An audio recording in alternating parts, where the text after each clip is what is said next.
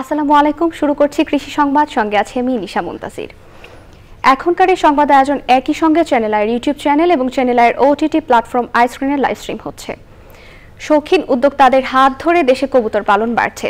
বাহারি কবুতর লালন পালনের পাশাপাশি ক্লাব ভিত্তিক রেসের প্রতিযোগিতায় এখন অনেকেই দেশি বিদেশি বিচিত্র কবুতরের খামার গড়ে তুলছেন। ঢাকার মধুবাগে সাকিব হোসেন তার বাসভবনের ছাদটিতে গড়েছেন শৌখিন কবুতরের খামার। বিস্তারিত জানাচ্ছেন শাইখ সিরাজ। ঢাকার মধুবাগে 10তলা ভবনের উপরে 2 স্তরের ছাদে পালন করা হচ্ছে শৌখিন কবুতর।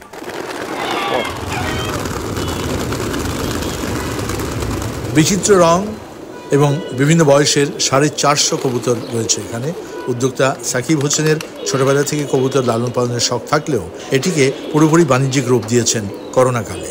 করোনার সময় অল্প কিছু কবুতর ছিল, তারপরে 2021 সালে আর কি একটু বড় পরিসরে করা হইলো। আমাদের একটা সার্কেল আছে, পুরো সার্কেল সবারই অনেক ভালো ভালো কবুতর আছে। 6 জাতের কবুতরের বেশিরভাগই রেসের জন্য। জাত ভেদে এসব কবুতরের উড়াল ক্ষমতাও ভিন্ন ভিন্ন। এখন পর্যন্ত বাজি 65 কিলো 5 সাইড পর্যন্ত হয়েছে। 5 সাইড বলতে গেলে পদ্মা সাইড, তারপর হইলো দাউদকান্দি সাইড একটা, তারপর নরসিংদী একটা সাইড ধরা হয়, গাজীপুর একটা সাইড ধরা হয়। এগুলো গিরিবাস। এই কবুতরগুলো আমার পদ্মার ওই পার থেকেও আসছে, ইলেটগঞ্জ থেকেও আসছে।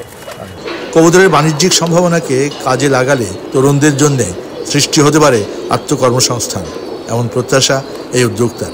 অবশ্যই আগে জানতে হবে, অল্প কম দামি দিয়ে শুরু করে তারপর বেশি দাম দেওয়া গেলে ও নিজেরটা নিজে আর্ন করতে পারবে, প্লাস চলতে পারবে। মন ভালো করার জন্য কবুতর অনেক ভালো। আমি মনে করি বাচ্চারা বর্তমান যেই নেশার জগতে যাচ্ছে, এটার থেকে যদি বেরোতে চায় এই কবুতরটা দিলে তার অনেকটা কেটে যাবে। এই কবুতরকে কেন্দ্র করে তরুণ সাকিব হাসান তার ছাদে যে নজিরটি গড়েছেন সেটি হতে পারে অন্য তরুণদের জন্য অনুকরণ। অন্যদিকে বিপদগামী তরুণরা কবুতর পুষে পেলে যেমন আয় করতে পারে, সে বিপদের পথ থেকেও সরে আসতে পারে। ঢাকার মধুবাগের সাকিব হাসানের কবুতরের খামার থেকে শাইখ সিরাজ, চ্যানেল। এ নিয়ে বিস্তারিত প্রতিবেদন দেখবেন আগামীকাল বেলা 3:05 হৃদয়ে মাটি ও মানুষের ডাক অনুষ্ঠানে। ঝিনাইদহে সরিষা চাষে আগ্রহী হয়ে উঠেছেন কৃষক। চলতি মৌসুমে জেলার 6টি উপজেলায় রেকর্ড পরিমাণ জমিতে উন্নত জাতের সরিষা চাষ হয়েছে। আবহাওয়া অনুকূলে থাকায় এ বছর অধিক ফলনের আশা করছেন কৃষক। ঝিনাইদহ প্রতিনিধি শেখ সেলিমের পাঠানো তথ্য ভিডিও চিত্রে আল মুকসিদের রিপোর্ট। স্থানীয় বাজারগুলোতে সরিষার চাহিদা ও দাম ভালো পাওয়ায় কৃষক এবার সরিষার চাষে আগ্রহী হয়ে উঠেছেন। আবহাওয়া অনুকূলে থাকায় ঝিনাইদহে সরিষার ভালো আবাদ হয়েছে।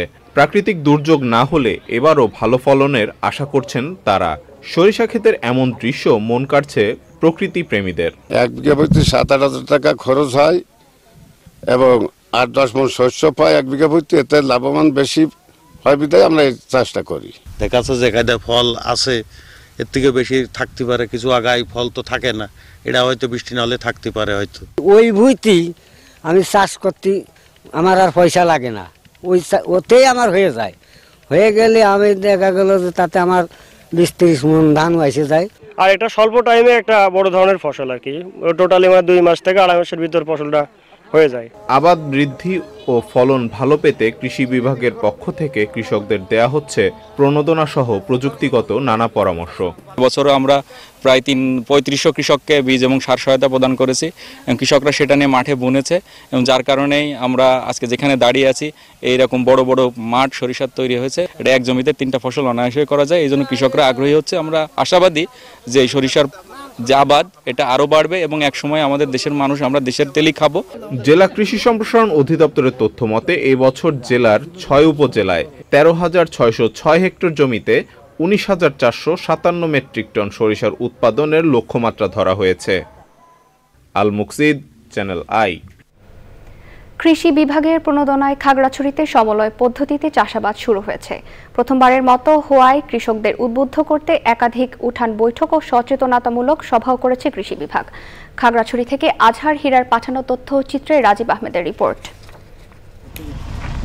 খাগড়াছড়ির পানছড়ি উপজেলার শান্তিপুর ফসলের মাঠে ৭১ জন কৃষকের ১৫০ একর জমি রয়েছে। পাহাড়ি এলাকায় এত বড় মাঠ পাওয়া কঠিন বিধায় এই মাঠকেই বেছে নেয় পানছড়ি কৃষি অফিস।